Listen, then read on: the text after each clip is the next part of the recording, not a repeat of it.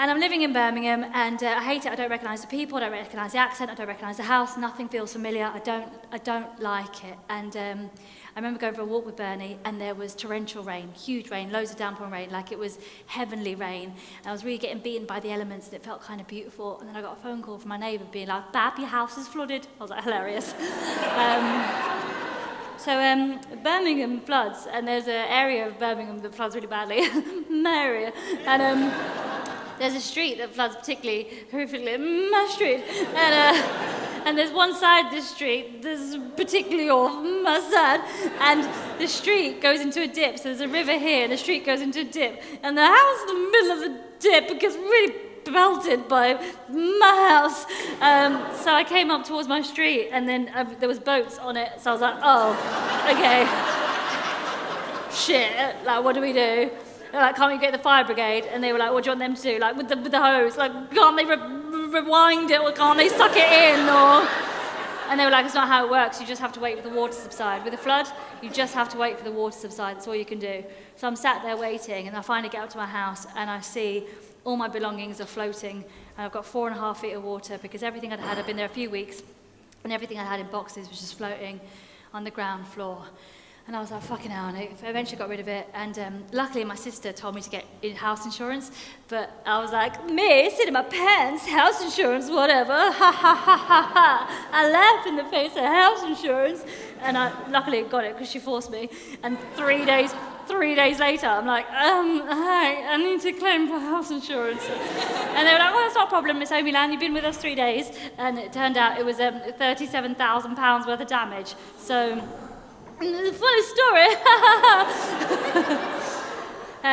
So it was £37,000 worth of damage, and eventually the house kind of dried out, and it was a mess, everything was ruined, and I got some builders in, and I was like, can you help me fix it? And they were like, no problem, Bab, let's fix the house for you.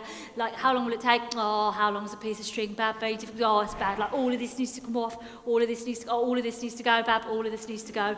How much do you think it will cost? Oh, Bab, like, how long's a piece of string, Bab? Like, how, oh, difficult to say, Bab, difficult to, well, I have got £37,000 from the insurance company. Do you know what, Bab? That'll cover it.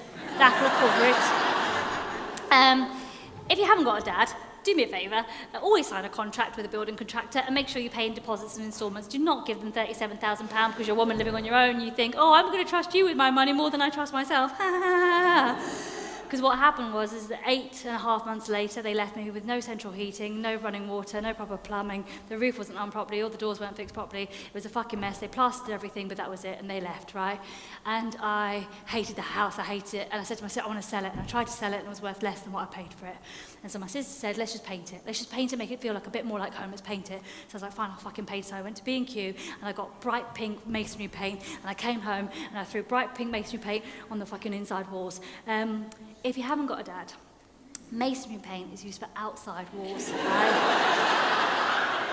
Don't use masonry paint on inside walls. And if you've had your walls freshly plastered, do not put paint directly on freshly plastered walls. What you need to do is something called a whitewash, where you get regular white paint and you mix it with water half and half, and you do a whitewash first. It's a bit like going in the sauna and then putting foundation on. Like, your pores are all open, it will look weird. You have to put a primer. So that's like a primer that you use on your face, on the walls. Okay, so that's for you lot.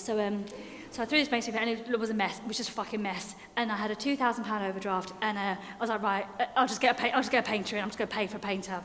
But I want a 5-star one. I'm not getting screwed over. And I looked through, and I found a painter decorator that had 5-star reviews and pictures to show their work. And his name was Danny Deco. So I called him, and I was like, right, come to my house, do this. I've got a £2,000 overdraft. That's all I've got. Do not waste my time, because I've already been screwed over. And this white van pulls up, and it's got all branded on.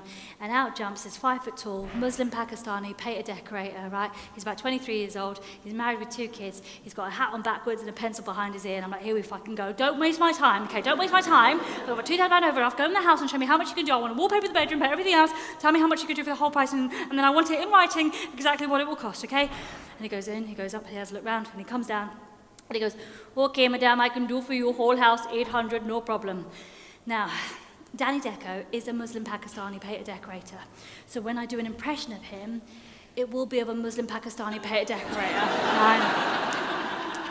I love doing an impression of Danny. As far as I'm concerned, it's a privilege to see him on my show, because he's a fucking lucky guy. So, but for when I when I did the show once, I remember an Anglo-Saxon guy came up to me and asked me, not good in the sun, and he said, Louisa, I just don't think you should do the accent. Oh, which accent? The Pakistani one. I don't think you should do it. Oh, why not? Because it's racist.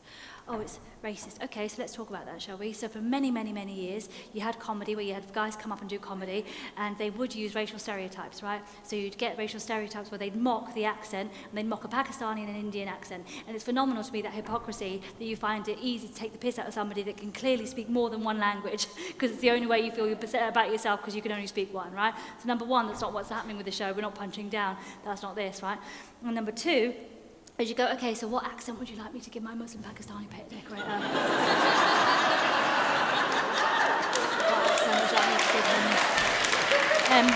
Just make him like a Cockney guy from London. Like a Cockney guy, yeah, just like a London taxi driver, like a white guy. Yeah, just make him like a, right, okay, see, you want me to make my Muslim Pakistani painted decorator a white Cockney guy from London. See, for me, that is racist. And if you've been paying attention to my story, I'm not very good at whitewashing, so I'm not going to do that. I'm going to stick to this.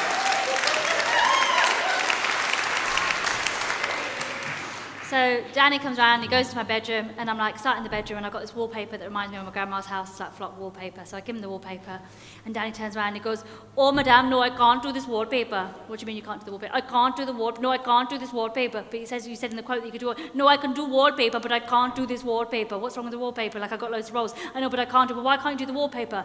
"I don't like."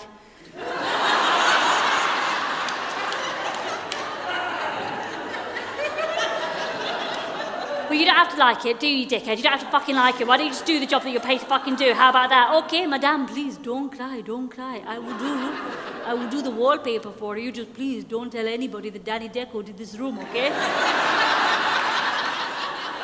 Your secret's safe with me, you dickhead. Fine, right? So he starts doing the wallpaper, and I go out in the hallway, and I'm trying to put up a shelf, right? And I've never put up a shelf before. It's really hard to put up a shelf when you're watching a YouTube video on your phone of how to put up a shelf, and you haven't got anything to, right? So I'm trying to figure out how to do this, right?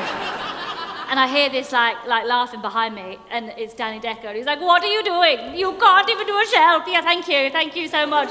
You are not a handy woman." "Yeah, I know I'm not a handy woman. Thank you very much. Can you stop heckling me in my own house, please? Like, I am trying to put up a shelf here." "You need to do a pilot hole." "What the fuck's airplanes got to do with it? What the fuck?" If you haven't got a dad, and you're screwing anything into a wall, what you need to do is a pilot hole. A pilot hole is basically a small hole that you put in before you put in the plug and then the bigger screw. So think of it like fingering the wall before you fuck it, right? Everything is much more secure once you do it that way, right? So he's like, "Let me do the shelf for you." I'm like, I can't pay you to do the shelf. "No, I don't pay, like, let me do one shelf, you can watch, you can learn, and then you can do shelves yourself, okay?" "Fine, okay, well, let's see how good you are at shelves, shall we? Let's see how good you are at shelves, right?" Danny Deco gets his pencil out behind his ear, gets his drill, within 2 minutes he's got a shelf up and you can do a pull-up off it. It's perfect, right? Danny Deco turns around, my nipples are hard. I'm like, "Oh, this is weird. Oh, no. Oh, God.